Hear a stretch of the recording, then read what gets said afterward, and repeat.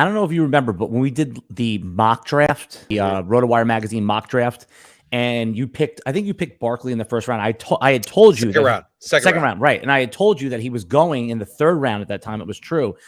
It's just really interesting that that the early drafters had him as a third rounder, and now, like, if you look at the NFFC, he's pick 15, and there's no doubt in my mind he's going to pick 10.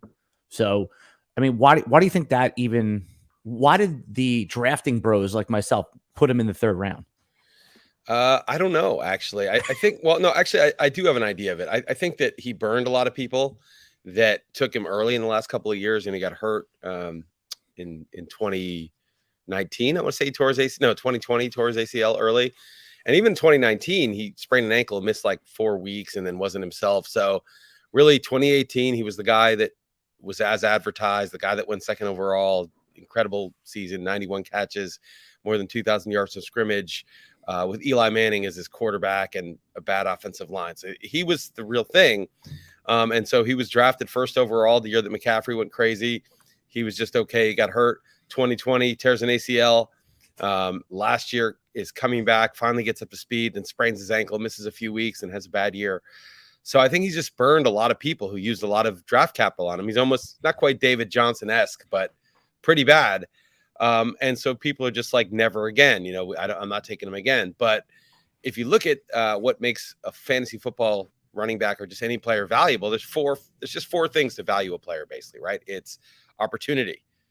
He's got all the opportunity. There's nobody there. It's Matt Breida, right? So he's got all the catches, all the carries, anything he can handle if he's healthy, he's got.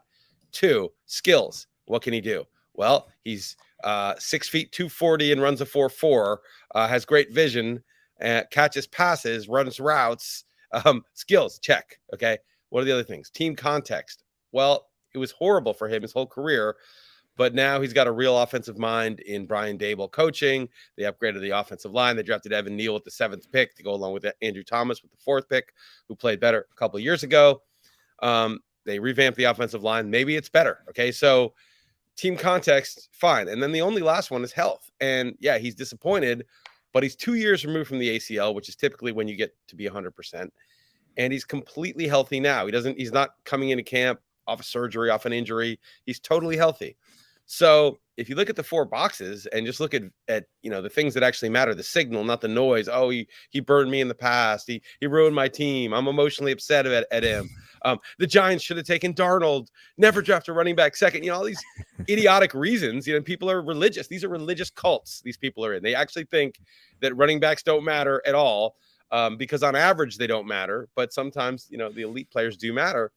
And there's all these dumb reasons that are just stupid ideologies or personal emotional bad feelings because of what happened a couple of years ago. And but if you look at the things that actually matter, the 4 factors that are the basis for valuing any player, he's a first-round pick.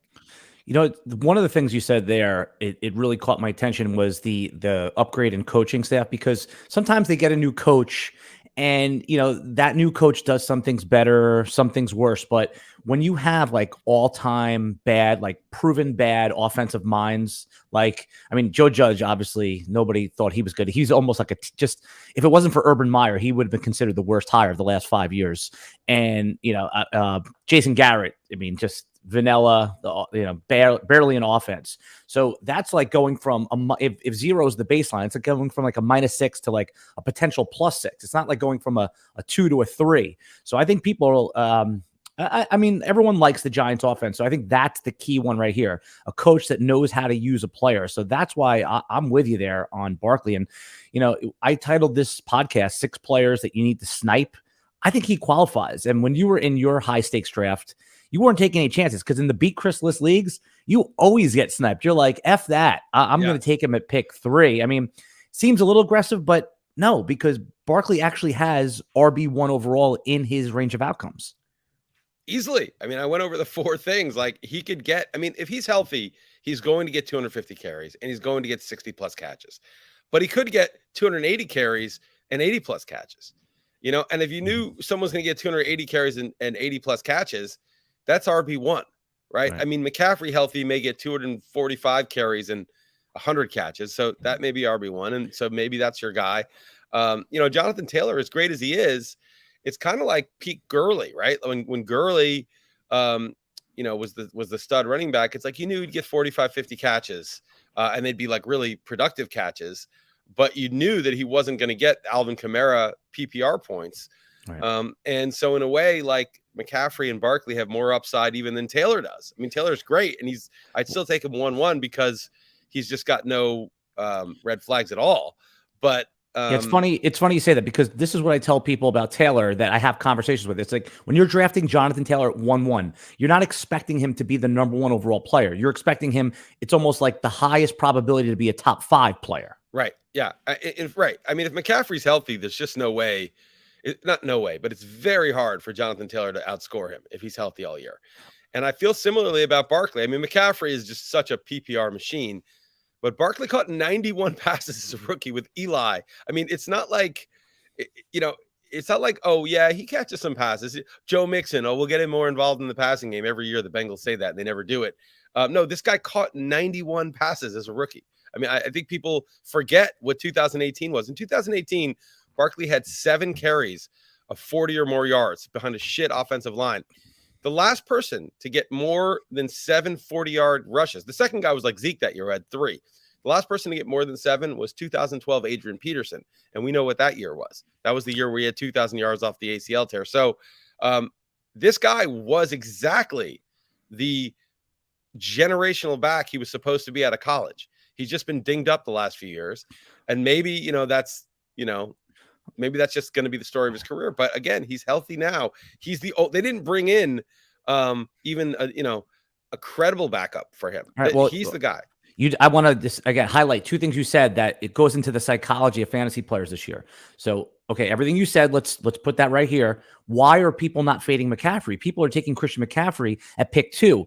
All the things you said. He's had 2 years of injuries, and they brought in a credible back. They brought in Dante Foreman, who showed well when he in relief of Derrick Henry. In fact, a lot of people that are fading Christian McCaffrey, like myself, as a first-round pick, I have all the Dante Foreman that I can get, because it's even if Christian McCaffrey stays healthy, there is a chance that if they get on the 2-yard line and Foreman, 230-pound back, could have 4 or 5 touchdowns, and that can hurt, Christian McCaffrey's chances of returning that number 1 overall value. So I guess really my question is for you is, there's injury skepticism on Barkley, but not on McCaffrey.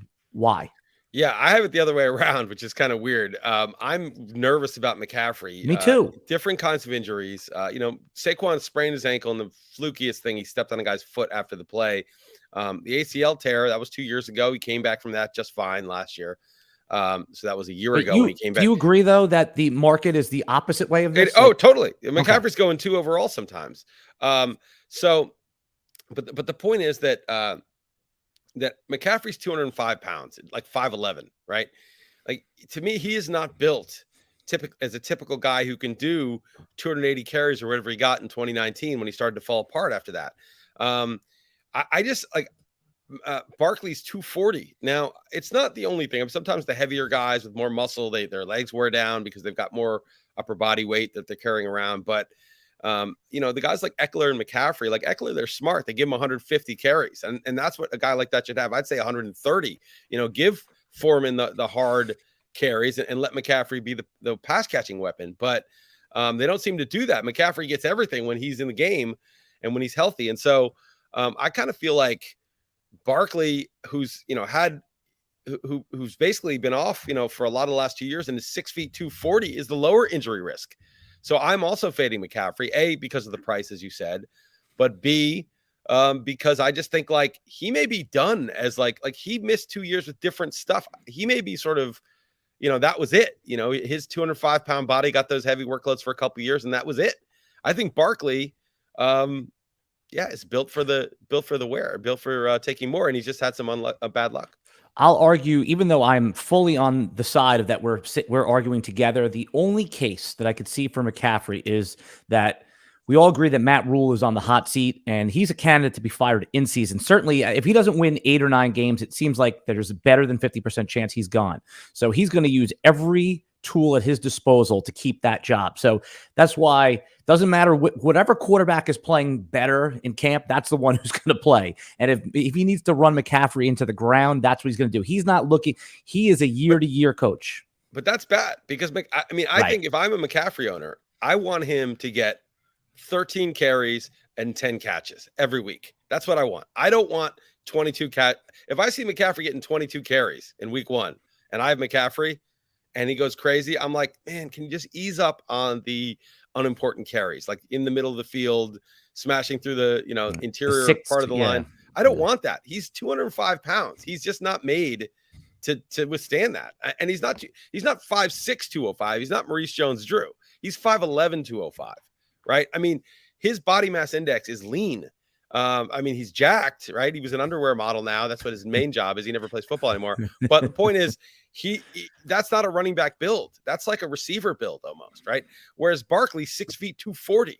He's built like a running back. So maybe that doesn't matter, but I think it matters a little bit. And you need some muscle around you to like take those hits over and over again. So if you're just watching this on the video, everybody knows Chris Liss from Real Man Sports. You should go check out his Substack. If you're listening on the podcast, I'll have done a full intro for you, so there will be no need for an introduction again. And we're going to talk about everything that you're doing in sports this year or plan to do or where your fans are forcing you to do. Before that, I just want to let everybody know that this podcast is brought to you by Dynasty Owner. If you love fantasy sports or you're ready for a new challenge, Dynasty Owner is a new way to play fantasy football with real NFL salaries, adding strategy of running an actual franchise. Dynasty Owner provides a unique challenge experience that will test your skills as an owner and general manager. Sign up now at dynastyowner.com. Use promo code ROTO5. That's ROTO5. Receive $5 off any new team. I play on Dynasty Owner. It's a pretty crazy platform. It's not more complicated than the other platforms. It's just more strategy. All right, we're talking about 6 players that you should snipe in your fantasy football drafts this year. Chris Liss identified Saquon Barkley. I think that's a good pick, but now he's moving up. You're going to have to take him in the first round. His ADP right now is 15 overall. And again, it's who cares? Take him 10 or 11. I took him 3rd, right? Yeah. And I like Jamar Chase and Justin Jefferson. And, Taylor was obviously gone. I think McCaffrey or Najee Harris went 2nd. And I thought about it. I was like, I just want the back. I think I can get receivers later. And who's my RB2? It's Barkley. And I know people think that's crazy and that I'm a Giants fan, and that's why I'm saying this. And I am biased in the sense that, like, I've watched Barkley play his whole career. But that's who I think. And because, as you said, it was beat Chris Liss, and people follow my rankings. They follow my tweets who are in that particular format. If it was randos that I didn't know, who didn't know me, I might have gambled that he came back at least, 3 weeks ago or 4 weeks ago when I did the draft. But he wasn't coming back at the end of the 2nd round. So it was just the guy I wanted most. We're going to push on from Barkley because I want to get to the other players. Okay. You identified Elijah Moore, the Jets wide receiver, going into year 2 as a player that you should try to snipe from your league mates. Right now, going in the 6th round, he had a 4th or 5th round ADP. It moved down once they drafted Garrett Wilson. They signed a couple tight ends. To me, it seems like he's still great. But I've seen him fall to the 7th round in non-wide receiver crazy formats. So why do you think he's worth jumping up over ADP and sniping your league mates for? So a couple things. Last year, I don't follow college football that much at all, really. And so it's not until the draft that I start digging into these guys. And then you'll have a lot of guys who are good at NFL analysts who follow college, and they start to like give you the scoop on a lot of these guys. But at one point, I think A.J. Brown, who went to college with Elijah Moore in Mississippi, was just like extolling him in an interview, like saying like, this guy is so much better than I am. And A.J. Brown is a stud in the NFL. And it just, I don't know, it was just a weird thing where I saw one little thing and it made me like, who is this guy?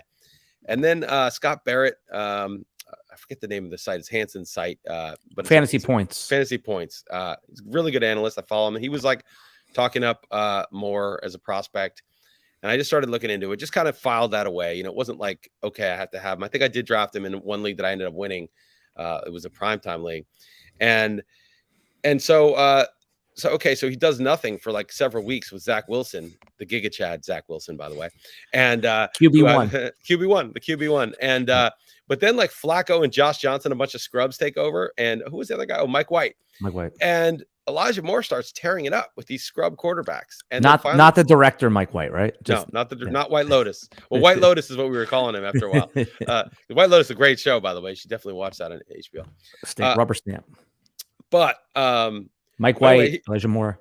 Yeah, he starts lighting it up with these guys, and then you start thinking about what AJ Brown was saying and some of the stats that Scott was throwing out, and I was like, oh, okay. And I had a share of him, and it helped me for a few weeks. But then he got hurt, and then like Wilson came back. I think he might have had one decent game with Wilson, but it was like, to me, it was like this guy who runs like a 4.3 something, and who just lit it up, was kind of like everything. He was as advertised. We didn't get a lot of him. So now he's in year 2 where receivers typically break out, and I'm looking at him as like an Antonio Brown but with more speed guy. That, okay, Garrett Wilson's drafted and Corey Davis is there, and it's not a great passing game, but just draft the guys you think are super, super talents. Like, I think I was sold on this guy, and now he's in year 2 where receivers take the leap. And if you're so good, who cares about Garrett Wilson? Who cares about Corey Davis? Yeah. Corey, it doesn't, that stuff doesn't matter. I remember, this is the classic example, 2012. I didn't want to draft Mike Trout as a rookie. He ended up getting sent down. But I was like, look, they've got Mark Trumbo DHing. They've got Vernon Wells, Torrey Hunter. I was named like Bobby Abreu, all these veteran scrubs that they had, or they were all right players. I was like, there's no place for him to play. Where's he going to play? I checked off all the boxes. Well, somebody got hurt. Trout gets called up, and that's the end of it. Like, if you're really good, you're really good. Like, just don't worry about, I think that's just a real, mistake in fantasy football to like worry about these names on jerseys that they're all going to play. Where's he going to get his targets? Randy Moss is a rookie. Oh, Jake Reed and Chris Carter are starting. There was no 3 wide sets in 1998. Like, where's he going to play? Well, if you're that good, they just get you the ball. It doesn't matter. So I just think I'm just going to have him on every team that I can possibly have him on. I think one of the biggest reveals that I'm waiting to see, that a player that you may want to snipe or you may want to hold back and let him fall to you at ADP is CeeDee Lamb. For all the reasons you just said, CeeDee Lamb, he's going to, is it year 3 or at this point, and he's going around like pick 16, 14 on the fringe. I've seen him go with pick 5 in one draft. Like, somebody's like, I'm taking him. Now you're talking about players that are just good, but he hasn't done it yet. Do you think CeeDee Lamb, are you just waiting for him to fall at value, or could you see? I know sometimes you're like saying, hey, why pay for the leap when it hasn't happened yet? This is a player you're going to have to pay full freight for. What do you think about I'm in on CeeDee Lamb. I think he might be my receiver 4, after the big 3. It's just that big 3 meaning Cooper, Kupp, Jefferson, and Jamar Chase. Yeah, I mean, I think those guys are everybody's top 3, and then who's the 4th, right? Some people have Devontae Adams or Diggs or whoever. I would have it as Lamb, but again, you're saying he's going to go early, right? Like, if I was picking late and I missed the big 3 receivers, and we're picking like pick 10, like right? Right. Like well, I would take Barkley, but like I think in the end I could get sniped at 10. Someone at 9 could take him. I would probably take Lamb or Diggs. Probably Lamb. I don't think Lamb is like. I think Lamb is really good. I don't think he's like. I don't think he's like transcendent talent. I think he's really good, and Dak likes him. He's the clear number 1. He's going to get probably 100. If he's healthy, he's going to get 100 catches for 1,400 yards and 10 touchdowns. And I think at the end of the first round, you take that. It's fine. I mean, it's totally fine. I don't think he's as good as the big 3. Maybe he'll end up in that. By the end of the year, I'll change my mind. I don't think he's like a transcendent talent. I think he's a good receiver, and he's going to get the work. What the reason to add on to that? I mean, he is only game in town. Sometimes that's good, sometimes that's bad, but it's almost always good. It's almost always good. Right. And that's what worries me about Jamar Chase. I mean, we saw 3 or 4 weeks last year where T. Higgins was the clear alpha dog in that offense. And if, everyone knows about Jamar Chase now, right? They're going to be playing an extra. They're shading some coverage over him, presumably. They don't want to get beat deep. Teams don't like to get beat deep like that. So you could see, and T. Higgins is a legitimate wide receiver 1 type of profile. I'm just worried about Jamar Chase disappearing for a couple weeks. When I say disappearing, I mean, he's probably going to help his real team, but you could see it. And it happened last week where he gets, 3 for 60, no touchdown, 4 for 55, no touchdown. That's why I'm worried about taking Jamar Chase in the first round. In our Vegas draft, I passed on him for a safer option. I took Najee Harris at pick 5 overall.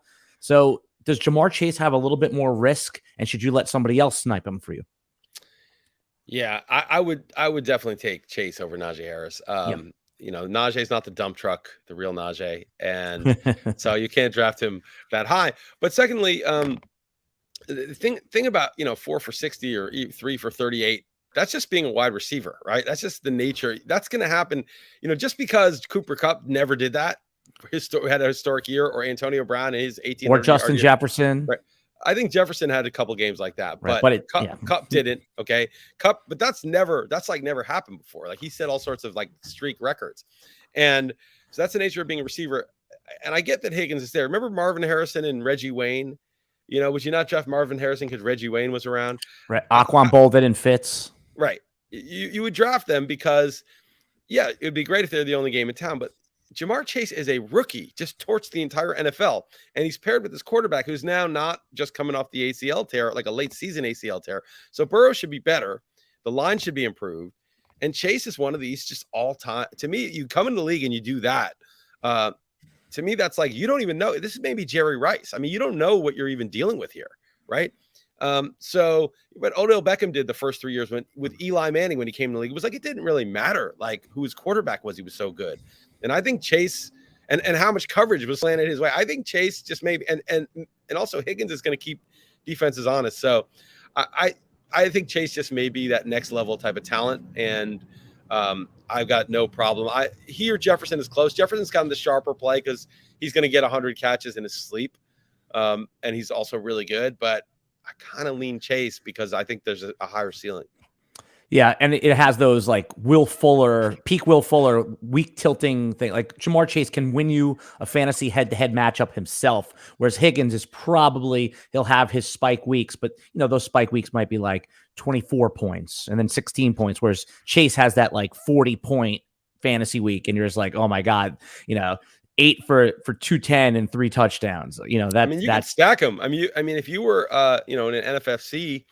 I mean, I'm sure people are doing this, but it's not crazy. You'd have to take him in round 1 and round 2, though. Did Higgins not? You can't get him in 3? Not anymore. No. I'll give it to you right now. So Higgins right now, I pulled drafts from the last 2 weeks. Higgins is going pick 26. So if you wanted this, if you took Chase at say pick 10. 3. Well, no, like pick 10 because it's third round reversal, right? So like, but in the first 2 rounds, there's no. So that's what I'm saying. So you take Chase at pick 3, whatever. And then coming back on the second round, you have to take him at pick 22. No, but if you get Chase at 9, okay, which sometimes he falls at. Not anymore. In my league, he went 9. He's going 5 overall in the NFFC over the last 2 weeks. Okay, you certainly can't count that on that nutless monkey league that you're in. I was pissed to see him go down because I almost took him at 3. Yeah. But yeah, okay. So you can't get him in early third, basically. So you have to spend your first, which again, if it's NFC. I wouldn't. I mean, if you got those 2 and you got Burrow in round 7 or whatever, I mean, you could win it all. You get Etienne in round 3, although that's going to get harder to get. Well, you table talk because that was our next guy. So let's transition. Okay, there we go. All right. So we're talking about 6 players that you should snipe. And again, fun, kind of cute SEO title. But really what we mean is just jump up ADP to go get your guy. And the thing that you talked about, you use this phraseology to talk about Etienne. Who's the guy that can be on the RotoWire magazine next year? I love that because what that really means is who's going to be the player that is either going to be number 1 or number 2, the hot new player. And that is Travis Etienne. It's when I'm going to let you go through why he's worth sniping, but it just makes total sense to me. I've been taking him every time in round 3 when he was a round 5 pick. We started drafting in February. He was like round 6, round 5, but no James. You go through it. What's the case for Travis Etienne as a top 3 running back this year? Well, yeah, you said it. I mean, he's the guy who could be on the cover of the magazine. He's a mega talent. He's paired with his college quarterback. They have hopefully a credible organization now with the Giga Chad Urban Meyer gone, who so much respect. Did you see that video where like there's that guy in the background smoking the bong while they're interviewing him on like college football TV? Yeah. So much respect for Urban Meyer. I really think he kicked the kicker. What a Giga Chad. But the point is, now that guy's gone, they may have a credible organization again. You design plays where the receivers run into each other. It's like perfect. It's genius. I really love it. But unfortunately for us, but fortunately for the Jaguars, he's gone. And so, I mean, this guy should catch his PPR. We're talking about 75, 80 balls. I mean, why not, right? The receivers aren't very strong. Lawrence is going to lean on him. He's a great talent. He's fast. He's quick. They'll have James Robinson to take some of the heavy duty work, especially coming off the serious injury. So I don't think he'll get 240 carries. I think he'll get 180, 175. But if he gets 85 catches, I mean, he's Austin Eckler, basically, right? I mean, that's the idea. You get Austin Eckler in the third, and then you can get your other guys in the first. And when Barkley was going late second, the stone cold nuts was Taylor 1, Barkley 24, Etienne 36.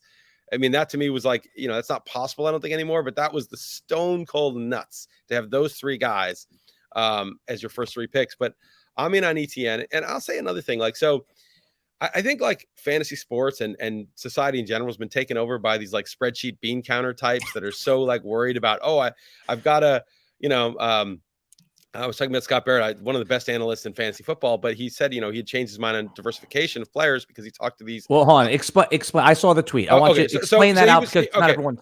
Okay. So he was talking about, the benefits of diversifying your fantasy football portfolio. Meaning, if you're in 10 leagues, take a little of, and you have a guy. So let's say your guy is Joe Mixon or DeAndre Swift. Don't get him in every draft because what if you're wrong? What if he gets hurt? What if he just gets hurt? Bad luck. Okay. So that's diversification. You ruin your whole year. Right. And he used to be against it. And he's made a lot of great calls in the past. He had Lamar Jackson everywhere in 2019. He knows what he's talking about.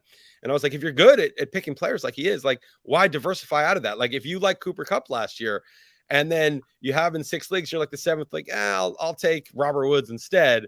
That team that you took Robert Woods might be the one that would have won the NFC overall, but for that, disastrous diversification decision. And so you can't be in the situation where I'm running 600 leagues and 600 best balls, and I'm using, a substantial portion of my net worth in this. And so I must diversify because an injury will wipe me out. I play fantasy football with money I can afford to lose. And I want to just get my guys, have the best possible team I can, be as plus EV as I can if I have an edge in evaluating players. And if it's a catastrophic season because a couple of my key guys get hurt, so be it. I'll be pissed. Don't get me wrong. It's not going to be oh, no big deal, I had a bad season. I'll be mad. I'll really not enjoy that season. But that's fantasy football, right? That's how it goes. I think the whole hedging and diversifying out of the guys you really like, that's like managing a stock portfolio where, your net worth is overly invested in that and you really just can't afford a catastrophic loss. But there's no reason to play fantasy football like that unless you're just doing it as a living. And I don't think that's the majority of people. I think majority of people should find the guys that they want and they should go in on those guys to the greatest extent practical. Now, don't, reach 3 rounds for a guy just to get him. I mean, sometimes diversification happens because of where you fall in the draft, or someone else reaches up and gets him way before ADP and you thought he'd be there for you. That's fine. You can't help that. And you live with that and you adapt. Sometimes it actually helps you. But I would never just not take a guy because I have a guy. That's what I'm talking about, diversification. Don't just take the other guy because I have a lot of shares of this guy. For me, if it's 50-50, I'm getting another share. And also, I think Stopa brought this out on Twitter. On Sunday, I don't want to root for the whole league, right? For and against everybody. I want to root for 3 key guys. And if those guys do well, I'm psyched. And if they do badly, I'm mad. And of course, I don't like to be mad, but it's I don't want to just be I'm just got a diversified portfolio. Oh, he scored. That's good and bad and good and bad. I got to look later. Right. That's a horrible way to watch football. This is something that we do because we love it, not because we're bean counters in this investment thing. And when you go back to ETN, people are oh, well, the downside is this, and there's not, they're so worried about the sort of volatility and everything else. And it's just dude, just take the best players that you want on your team that you've done some research on and go in. I mean, it's just this whole this mindset is to me, it's yeah, it can help you on sort of a portfolio wide basis or something. But for the most part, that's not what really this is about. In fantasy football, there's 3 guys every year, or maybe 5 guys every year that you have to have, right? And that's what I'm talking about, the cover next year. It's if you had Christian McCaffrey in 2019, if that was your guy, you won your league. If you didn't have him or Michael Thomas that year, you probably didn't win your league, right? It was just, there's 5 guys, and you got to figure out who those guys are likely to be and get lots of shares and hope that you're right. I mean, that's the game. Yep. So what I want to do, right, there's this crazy, you can't hear it on the mic, but there's this crazy knocking right there. Let me just tell them to shut up. What I want you to do with this 1 minute, I'm going to be gone for 30 seconds. Tell everyone, use this moment to tell everyone where your fantasy content's going to be this year. Everyone knows and loves you from RotoWire, but you're going to be doing something on Substack. Take 30 seconds while I take care of this, a very annoying knock, and I'm going to come right back. Okay. Get him, Alan. All right. So realmansports.substack.com. That's the site, realmansports.substack.com. I don't want to promise you that you're going to win leagues because you followed me or join it. There's a free option. There's a paid option, subscription option. I don't want to promise that I'm going to have content whenever it's convenient, although I have a bunch of things lined up to write about already. I am just going to express my thoughts on it. Again, it's realmansports.substack.com. If you're interested in that, sign up. If you're not, please don't. Please don't sign up if you're not interested. I just joined the Super Contest, and it's not the official Super Contest. It's the Circa Sports version of the Super Contest. You pick 5 games against the spread every week, and the $6 million Survivor pool. And I'm going to talk about my picks for those things. Am I going to write a formal Survivor column? Probably not. I'm just going to talk about my picks. And as I said, you missed this, Alan. If you're interested, realmansports.substack.com. And if you're not interested, please don't sign up. I'm not interested if you're not interested. I don't want to navigate whether I'm not selling this to you. I am selling it to you, but I'm not trying to persuade you, except that if you're interested, check it out. Yep. If you're not interested, please don't. And the main reason to subscribe is this amazing video that we just post, or that you'll be posting of Chris Liss flying. No, it's posted. Oh, good. It's posted. You're very nutless monkey of you not to. It's nutless monkey of me to have done that video. No, not to post it publicly. Oh, it is nutless monkey, but it was nutless monkey for me to do the video. But this is my it was my decision. I texted Alan. I said, we're in Vegas. I said, can you come down early? I'm signing up for this big contest, and you can get footage of me doing this so that if I win, when I win, I'll be like, here I was. It'll be like a documentary. And so Alan's like, yeah, sure, I'll do that. So he comes down, meets me in the sports book.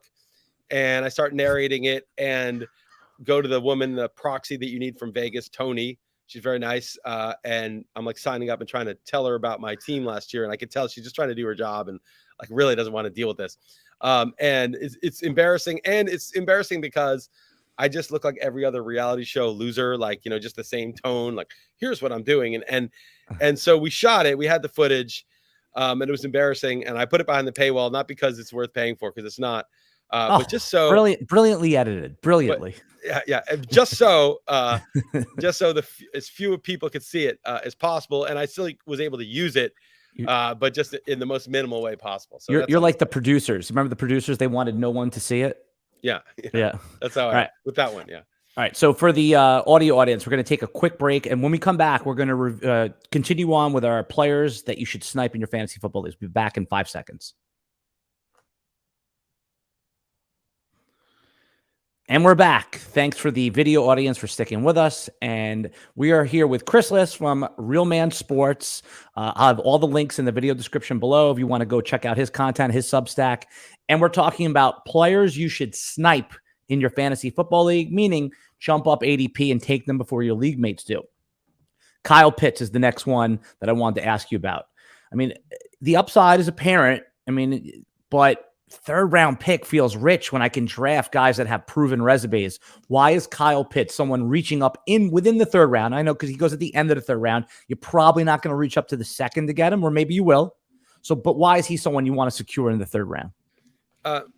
Remember the criterion of who could be on the cover of next year's magazine. I don't think we ever put a tight end on. Did we put Gronk one year? I don't know. Maybe Gronk or the Jimmy Graham or I don't think we did, but we might have. But somebody did probably put Gronk on it. Kyle Pitts, can you see that? 2023, Kyle Pitts, arguing for 1.1 as a tight end. I could see it, right? Because Kyle Pitts is that guy who's 6'6" and runs a, 4. He's basically Calvin Johnson, qualifies at tight end.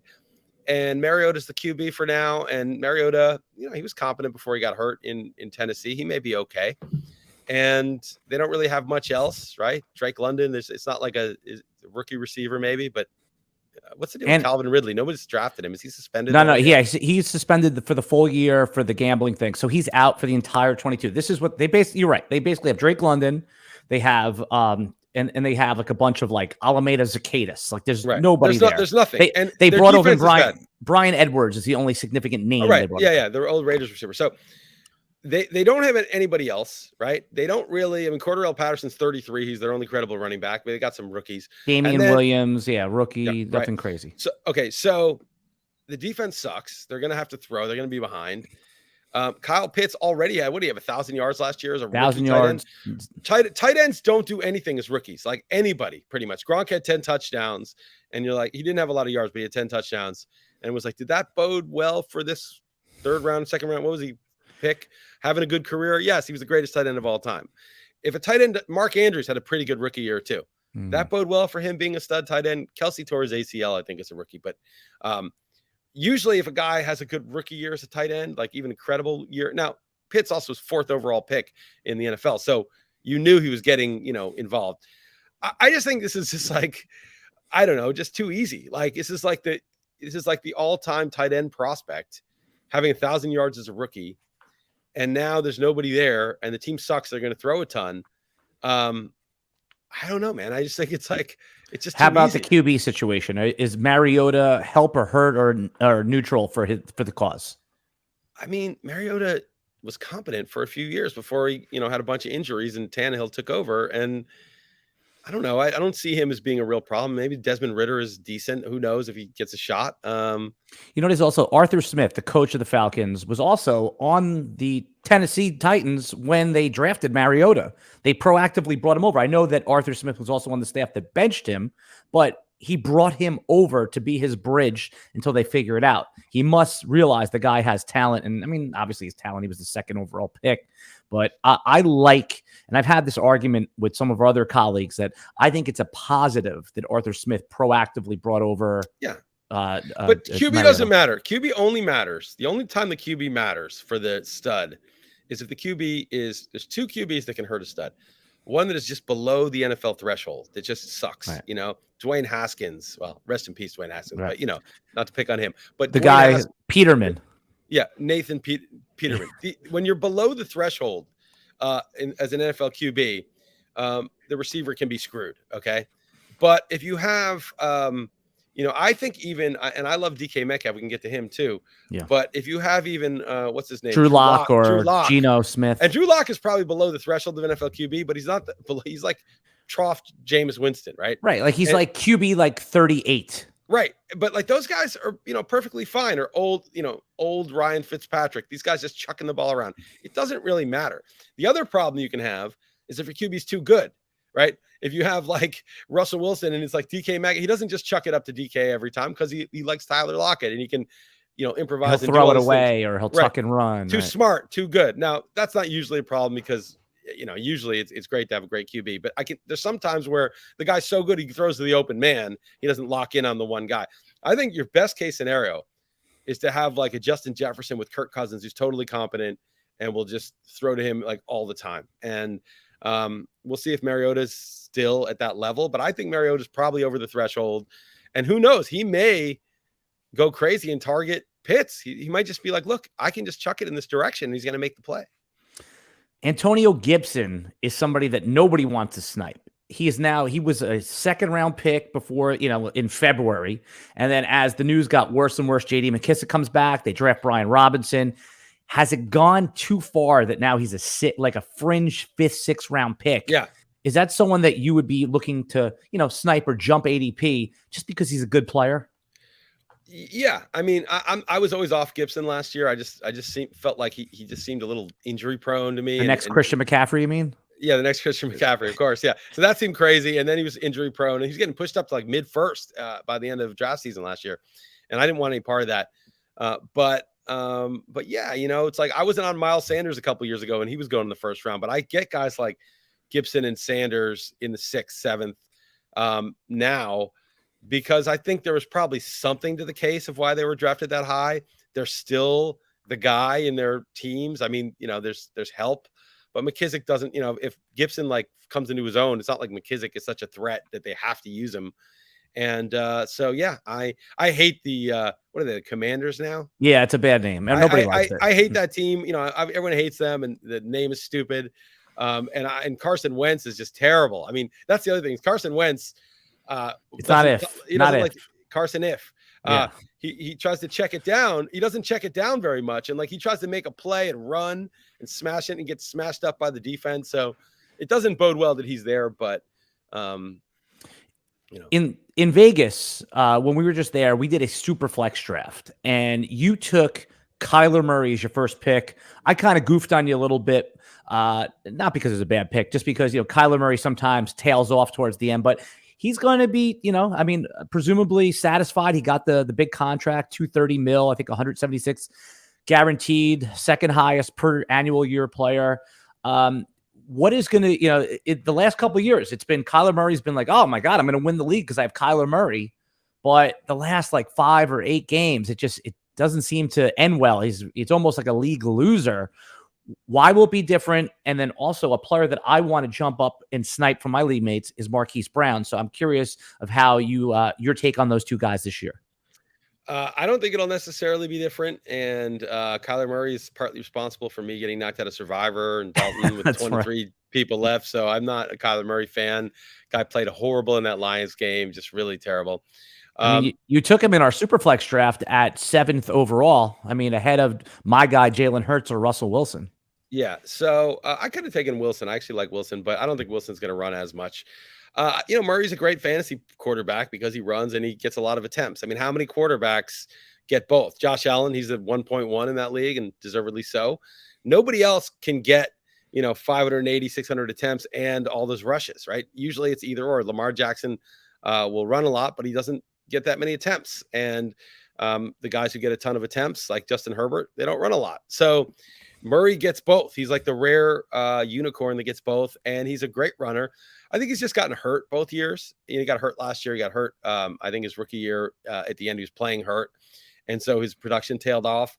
And if that happens again, then, he'll probably tail off again. I just took him because it was super flex, and I could see a case for Hurts or Wilson. I think Hurts could lose his job. I don't think Hurts is that good. I think Murray, it's his job. He's he was the 1.1 in the NFL draft, and they just gave him the money. He can't lose his job. So in a QB flex where losing your job is a real problem. It's not like in a 1 QB league, he lost his job, so I picked up, Kirk Cousins on the waiver wire. This is different, right? So I think it was the right pick. It was kind of like, I don't really like Lamar Jackson because I think he's too injury prone now. Well, he went ahead of you anyway in this draft. Here you go. So I'm saying and Jonathan Taylor, I might have taken, although I got 2 backs that are, really good after that. After Mahomes, it goes Allen, Herbert, Burrow, Mahomes, the first 4. I would have maybe taken Mahomes over Burrow, but either way, I think those are the top 4. And then after that, you're kind of drafting in no man's land. But I would, if we were doing it again, even though I was 3 or 4 scotches deep at the start of the draft, I would still take Murray again. Yeah. And so I did, we did a short video of this with Jeff Erickson, and he was talking about how he was advising people to fade Kyler Murray in single quarterback leagues. Whole different dynamic. I agree that Murray's a top 8 pick, top 7 pick in Superflex leagues. But in the end, I guess really what I'm asking you is every year, the real difference in strategies for single quarterback leagues, a league like the NFFC, is where are you going to shop for quarterback and where are you going to shop for tight end? What do you think the best, what's your strategy? What do you think the optimal strategy is this year for NFFC style single quarterback home leagues? For quarterback. I mean, I've never gone into the second round to get one of those guys. I've been tempted in the third. I would never do that this year. So where are you going to be shopping for quarterback? Let's start with that in single QB leagues this year. Well, I only did 1 draft, beat Chris Liss, and I got Mahomes in the 6th. And I wasn't aiming to get him, but it was like, dude, it's the 6th round. That's highly unusual. Right. Highly unusual. So, that was just easy, right? That was like, okay, I guess that's my quarterback. Herbert and Mahomes. Herbert went 1 pick before me in that draft, and I was like, I'm gonna have to choose between these 2, but I was definitely going to take one of the 2. And then I ended up with Mahomes. I don't know. I'm probably not looking to take one of the top QBs unless he really slips. I think it's good to identify a bunch of QBs that you like. I love Daniel Jones. I think even in 1 QB league, he could make a leap. He'll be on the waiver wire though. That's what's great about it. I didn't even draft him. I was like, gonna draft him. I drafted Gronk instead of him because I was like, I'll pick him up in waivers. So I think like someone like that who can run and who's now maybe an incredible offense and has good weapons, could be QB 12. And the thing is, if you're got the QB 9 through 12, you're going to be mixing and matching. So you hopefully get QB 8, in the aggregate by using favorable matchups with those guys. So yeah, that's just like, you have 2 or 3 QBs that you have. You have one guy that you would identify as your starter, whether it's Cousins or Stafford or whoever, and then mix and match, as matchups are favorable with a couple guys. I'm bullish on Brady this year, and it feels like the market is not. I mean, I know that Godwin's, not going to be there for, I'm going to assume, the first 2-3 months of the season until he's back to himself. I've had this argument with some. They're like, "Hey, ACL's a 9-month." Yeah, but until they're themselves, you can't really play those guys. And then Gronk retiring. But I'm really still bullish on Brady. Especially, I'm bullish on Mike Evans for obvious reasons. 45 years old. It's funny. The market was more skeptical on Brady when he was 39. And we're more bullish on him now that he's 45. Well, so is this the year he hits the Peyton Manning cliff? Where are you going to be on Brady and the Tampa offense? That's what I'm curious about. I'm not out, but I'm not. I took Mike Evans in the second in that beat Chris Liss late second, because as you said, I think he's the only game in town. And if he got 150 targets instead of his usual 130, maybe he scores 15 touchdowns. 12 and a half touchdowns each year with Brady, 13 and 12 for the 2 years that Brady's been there. Yeah, maybe he goes to 15 if he gets a few more targets. But I'm not out on Brady, if he was there in the 10th round or something. That's what it is, yeah. But like, he's 45, and like, it's not going to, they say the circus leaves town for everyone, and it will for him. And the chances that it's this year are high, right? It might not be this year. He may retire after this year, win a Super Bowl, whatever. But the chances, there's like with every other QB, especially QBs in their prime, there's a 0% chance of age-related just cliff drop, right? Like, there's just no way that Patrick Mahomes is going to just drop off a cliff because he's too old, right? But there's like a 30% chance that Brady drops off a cliff because he's too old. So you just got to bake that 30% into like your draft, right? Now in a 1 QB league, it's not that big of a deal because if you're drafting Brady as your QB1, you probably back him up pretty quick. And Trevor Lawrence is another one that could just, all-time QB prospect, gets a real offense. That's a guy to have. I just have a few guys in the 1 QB league, and you could take anybody, whether it's Brady or Stafford as your QB1. Stafford has a good case because it's his second year in the system. And, usually there's an adjustment period when quarterbacks go to a new system. He may be better this year. Yeah, I like Stafford a lot. It's crazy that Stafford seems to go like QB 11. But yeah, I mean, there's been some offseason news that he took a shot in the arm. So we'll see what happens. But I've been taking Stafford, Brady. It's the old guys I like. Tight end strategy, was something I want to ask you about because, again, this really does form your whole strategy when you're drafting. I mean, there's just, to use a line from The Godfather 3, just when I thought I was out, they pull me back in with first-round tight end. Travis Kelce could see. I mean, this could be the first 200 target tight end we ever see in history. I was arguing with Jim Coventry. He said that Travis Kelce, he's projecting to have a bad season because of all the double and triple coverage he might have. So where do you say, I mean, Travis Kelce is a defensible first round pick for you? And also I'm not considering him the first round. And also just talk about your tight end strategy. What part of the draft do you think you're going to be shopping for tight end this year? So I'm not even considering Kelce in the first round. How about the second? The second round, would you take him? At the very end, maybe. Okay, so that's a no then. That's a no because you're not going to get him. I'm not interested. He's 33. He's getting to that point where he could fall off a cliff. And you're right, he get a lot of targets, but Juju's going to get targets, and MVS will get his, field stretch targets. He'll drop a few, but it's fine. They've got other guys in the mix, and it may not be like all Tyreek Hill, but it'll be spread around a little bit. Maybe, maybe Mecole Hardman gets, 90 targets instead of 60. So I think he'll get used the way he's used, and he'll have less room to operate, and he's a little bit older. So I'm out. The only tight end I really want is Pitts because I think like there's a chance that he puts up a year that, it's not linear. It's not like, oh, he was good in year 1. He's a little better in year 2, a little better in year 3. Sometimes it's like he was good in year 1 and then boom, it explodes. And now you've got the greatest tight end of all time. That happens all the time with great players. A guy comes in, shows that he can, that he's as advertised, and the next year it never looks back ever. And so you would you take him in round 2? Would you take Pitts in round 2? Like if you were picking let's say you were going to take him at 330, why not just take him at 210 and make sure you got him? I might take Etienne. I mean, if I were like in a standard league that wasn't third round reversal, I might go like Pitts Etienne at the 2-3 turn. Right. That to me would be like perfect. I'd be really happy with that. Okay, so you miss on Pitts. You miss on Pitts. Okay, so I miss on Pitts. It's right. Okay, so it's we're doing third round reversal. Normal home league drafts. I probably won't miss on Pitts in the 2-3 turn. But the point is, let's say I miss him. I don't want to pay up for Andrews, especially Lamar Jackson back. I think Lamar Jackson's going to spread it around more. I mean, he loves Andrews, but I feel like Andrews did a lot of his damage when Lamar Jackson was out. Right. Yeah, with And Huntley. right. And then so what am I going to do? Well, Kittle, George Brittle, if he slips, I'll take him, but I'm not looking to get him in the top 4 rounds.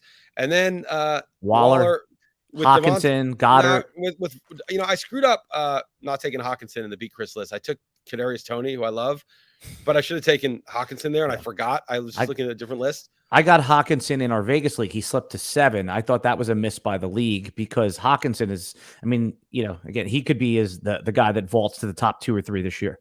Yeah, talk about George Brittle though. Hawkinson's very brittle. He's so I don't know about Hawkinson, but yeah, I should have taken him in that one league. That was an error. You're not paying for it with Hawkinson. He always falls to 7. Well, yeah, if he's in 7 and there's nobody you love there, like take him. I should have taken him and maybe Tony would have come back anyway. But okay, is what it is. But I'm not looking to jump any of these guys. If they're there and it makes sense, I'm going to do it. I've ended up with Irv Smith, Albert O. In this league. I took. How about Zach Ertz? You into Zach Ertz at all? Yeah, I think the old guys, and he's only like 30, 31, by the way. He's not even that old. And he was great last year. Yeah, no, I mean, he's not going to get any explosive plays, but Murray likes him, and those old tight ends produce. Yeah, I'm good with Zach Ertz. I'm good with Irv Smith, who I was big on last year. Then he got hurt in the preseason. And then the other guy, like in this league, I took Hunter Henry, who, Mac Jones year 2 could be a lot better. Hunter Henry's their red zone guy. And look at this comment. They wish this was recorded live from Lotus of Siam. I appreciate that, but that would have interfered with the eating, unfortunately, and it would have been disgusting too because we would have had good comment right there. Clip. Good comment. Yeah. Right.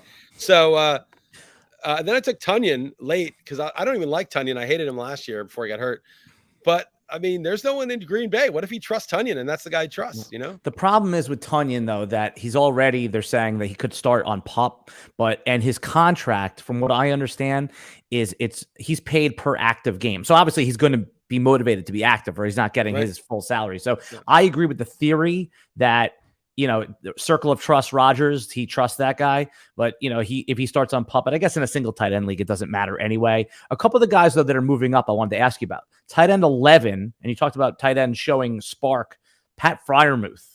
And then tight end 12, third-year tight end Cole Kmet. One on a bad offense, one on an offense we don't know about. Are you interested in those guys, or are those guys a pass? Freiermuth, yes. Kmet, less. That Bears offense just sucks. And new coach. Chicago is just one of those places where the quarterback, I don't know if it's the wind or the environment. You never get a good quarterback in Chicago. The best quarterback they ever had was like Jay Cutler. I mean, it's like they just don't ever have a passing game in Chicago, period. I mean, there's just, I don't know, maybe it'll change, but maybe Kmet will be good. I'm just trying to think of like the last, like Jay Cutler. Jay Cutler. I said it's the best quarterback they've ever had. But I guess they had Marshall and what's his name? The tall guy. Tall, like rangy guy. Oh, you're talking about the guy with the neck. Come on. Yeah, his name's on the tip of my tongue, but I can't think of his name. The guy with like Mike Glennon? No. I'm talking about the receiver. Alshon Jeffrey. Okay. Oh, I thought you were talking about quarterback. All right. They had that one year where they had Marshall and Jeffrey, and they both went off, and they Cutler. Okay. That is like the only time I can remember the Bears. Marty Booker had like 100 catches, for like 1,000 yards. Marty Booker. Yeah, that's it. I mean, what Bears receivers did you ever own? I mean, Allen Robinson was okay. No, he wasn't even okay. Did a Bears receiver ever win you a league besides Marshall and Jeffrey? Yeah, no. I mean, ever, right? And and Jeffrey was always a problem. He had one good year, but it was always hurt. He's always hurt after that. It's just, I don't know why. Maybe the environment, like they just don't have a passing game. And so I just don't want to buy into that. Now, Kmet could be the exception, but it's not like Kmet is like this uber prospect. It's not like he did so much before. Or, I don't know. It just seems like I may be wrong, but it just, no. Here's the interesting stat that my friend Cody Carpentier from Player Profiler brought up to me. He said Cole Kmet has the most targets in history last year without a touchdown. It's like 95 targets, 0 touchdowns. Real tight end. Real tight end gets 1,000 targets, no touchdowns. So that could. But I'm on Kyle Pitts, so it's the same problem. But the point is, at least like Atlanta, it's a dome. Like you could see them having an offense. Like the Bears, just forget it. And they're they're on the road. They're in Green Bay. I guess Minnesota and Detroit are indoors now. But anyway, I'm out on him. But Freiermuth was good as a rookie. Yeah, and he's not this athletic, super, phenom, but I could see him being like Ertz, like just getting 80, 90 catches, especially with, young QB there, and just, and just ended up being like, basically like the guy I don't like is the Cowboys tight end. Oh, you don't like Dalton Schultz? No, but I think Freiermuth could be this year what Dalton Schultz was last year. Yeah, every year there's a guy who's ranked as like tight end like 18 that vaults up into the top 8 just based on volume or, and not necessarily athletic skill. I think that guy could be Austin Hooper because he's already been a top 5 tight end. And when you talk about Tennessee Titans, Robert Woods coming off an ACL, Treylon Burks is, the drumbeat's been bad for him. Right. And there's already been reports that Austin Hooper and Tannehill are basically connected, are connecting in practice. So you talk about a guy that you can get in the last round of your drafts. I drafted Austin Hooper in a couple of our drafts in Vegas. I like him. And again, he's already done it. So that would be my guy that I'm targeting if I'm just waiting till the very, very end. Go ahead. It's not bad. I could see it. I got and I'll take Gronk with your last pick. I really believe in that, even though it says he's not coming back. The chances that your last pick is better than the top in July is better than the top 5 guys on the waiver wire in September is almost zero. You're going to drop your last pick anyway. So you may as well take Gronk. And if he unretires, you've got, tight end 9 with your last pick. All right. One or two more situations I want to ask you about. One of the most fascinating things, I love to study ADP and trends. That's why I do drafts from February, even starting in like January sometimes, going all the way up because I like to watch them. Kind of like, when you watch crypto and Bitcoin move up and down. Don't say crypto. Crypto is bullshit. Crypto, that's just a bunch of scams. There's Bitcoin and then there's a bunch of scams. So don't say, they say, oh, it's crypto. Crypto's up, crypto's down. There's no crypto. There's actually something that is decentralized and could be the next money, and there's a bunch of stuff that's basically unregistered security. So just understand the difference. I know how to trigger you. But yeah, the thing on the ADP board that really baffles my mind is that both Tyreek Hill and Jalen Waddle go in the first 3 rounds. Sometimes Jalen Waddle slips a little bit, which I think is nuts, but nobody likes Tua. This is the opposite problem we have with T. Higgins, where the receivers are going in the top 30, top 40 picks, but Tua is, QB 17. Something's got to give here. Yeah, and they also have like Gesicki. It's not like that's their only 2. Like it wouldn't be like you can have a situation where you have a quarterback who's not good fantasy, but he's got 2 good receivers. Because if they each get, say 1,200 yards and 9 touchdowns on average, you've got 18 touchdowns and 2,400 yards. If nobody else gets anything, then the QB is not good, right? Because it's not enough. He ends up with 3,800 yards and 24 touchdowns. But there are other guys in Miami. They should have, if those guys do what they're projected to do, Tua will be valuable, and Tua runs a little bit, tiny bit. But I just don't think Tua's good. I haven't seen it. I haven't seen the spark that I would need to see. And I was looking at the quotes from like Tyreek Hill about him and the coach about him, his offensive coordinator, quarterback's coach. And it's just, they're so lukewarm. They're like, there's no throw he can't make. It's like, they're not like, he's amazing. They're like, there's no throw he can't make. They're saying there's not as much negative about him as I thought coming in. And I think like they're always forced to say nice things. And that's pretty, damning with faint praise. And I quoted that. And if you ever want to search, you want to see something funny, I'm always like, have all these nutless monkeys coming after me for like absolutely sensible, world view takes, but I'd grown used to not getting them for my football takes, and I just said that mild thing about Tua. It doesn't look very enthusiastic. Who knows? These Dolphin fans were pissed. They were like, "You don't know anything. You're a moron." They were jumping down my throat because of Tua, and I'm like, "Look, it's possible Tua's good. He's certainly getting every chance right now with the weapons he has, but I don't see it, and I'm not touching Hill. I like Waddle because I think Waddle will catch. I like Waddle too. Yeah, 130, 100. He can catch 120 passes for 1,000 yards with Tua as his quarterback. But Hill, no way. I'm not on him. And Tyreek Hill's a great player, but it's just a shame that he's on the Dolphins. He should be on the Packers. And I've warmed up a little bit to Chase Edmonds in the 8th round because Tua, you could see where he would dump the ball off a little bit, and I like the whole coaching setup there. So I'm not like super bullish, but I think if you're waiting on running back, he's a good snipe. He's someone to jump up around to get if you're just like, oh my God, I have 4 receivers and I only have like AJ Dillon as my running back. So he might be a good PPR, James White-ass, Danny Woodhead-esque. I mean, he could have that Dion Lewis season where he's like RB12, RB13, Chase Edmonds. I could totally see it. All right, man, you did it. Everyone knows Chris Liss. Very early in the morning, Alan. It's West Coast time. I appreciate that. You're at the West Coast. And when are you heading back to Portugal where you live? I'm heading to Mexico City on August 2nd, and then 4 days there, and then back to Portugal August 6th. Yeah. Well, you know how much I appreciate you. You know how much I love hanging with you. We had a good time in Las Vegas last week. Great time. And yeah, man, I implore everybody. I'm disappointed by your Lotus consumption. You didn't really pull your weight. What are you talking about? Jeff and I did all the heavy eating. You barely ate a thing. Oh my God. I had 2 martinis. And by the way, thank you. You guys bought my dinner. So I appreciate that. That was Jeff's idea. I just went along with it. I saw that. I was a little annoyed that you weren't like, oh yeah, of course. You're like, oh, Jeff, like you were shamed into buying my dinner. Yeah. I was like, no, I'm not doing that. You buy it. You buy the whole thing, Jeff. Thank God for Jeff. Thank God. No, he suggested. I was on board with it too, though. You've been very helpful and giving me good and terrible advice at the same time, and I appreciate it. Yeah, but the bad advice is good because then you know what you don't want. Yeah, well, that was by the way, the dumbest thing I did was my idea, and I found out, oh, I really don't want to do reality show type shit because it's so stupid. I think my idea. Listen, I throw a lot of crap at you, but I think like 80% of them are viable. Not like great, but just viable and thought starters. Yeah, 70%, 62. Fair enough. That's better than your chances to win. By the way, were we going to get chances to win live stream this year? Is that going to happen? No chance. That was your worst idea. You've had a lot of good ideas. That was chance. Chances to I win, prefaced it with it was a bad idea. You knew it was a bad idea. You knew I wasn't going to go for it. You just threw it out there anyway. If you want a quick thing about chances to win, it was a joke. It was just a joke. It was like, and people started calling in, and then of course Matt Deutsch heard it and was like, oh, we got to do this. It was like mandated. And then it was hell. I hated that. I hated every second of it. I was like, oh, it's Monday. I got to pretend to do this thing. And, we tried to make it into the joke that it was, but it was a joke. It was just a joke. And the people tweeting, the best response was, you're just making these up.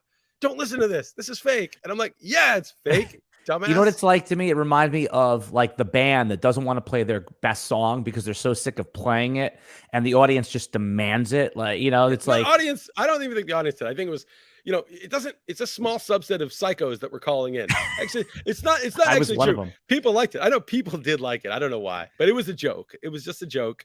But you know what? If RotoWire does it this year, I'm sure they'll take it very seriously. Now that I'm not doing it. You did it again. I appreciate it. Hopefully we can get you to come back sometime mid-season. Do like, what I like? Anytime. Yeah, you know what I like doing with you? Like 2 or 3 weeks in, I like doing a redraft the first round with you. I think that's always a good exercise because what's real, what's not. If you remember last year, we redrafted the first round in week 2. I took Cooper Kupp in the first round when you weren't sure yet.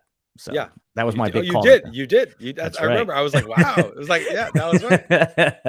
All right. I want everyone to go to Chris Liss's Substack and subscribe. A lot of good free content, and the premium content there is worth supporting. Everyone knows his Real Man Wood podcast. I've linked everything in the video description below. It's a must listen for me. It's appointment radio. All right. But next week, we're going to be back with John Laub talking some rookies. I'm excited for that. Chris, thank you again. And everyone else, good luck in your leagues. And go to rotowire.com right now. You can get a free 2-day look behind our paywall, all of our cheat sheets, rankings, premium podcasts, articles, everything. Go to rotowire.com/try. We'll see everybody next Friday at 10:30 a.m. Eastern time for a live broadcast.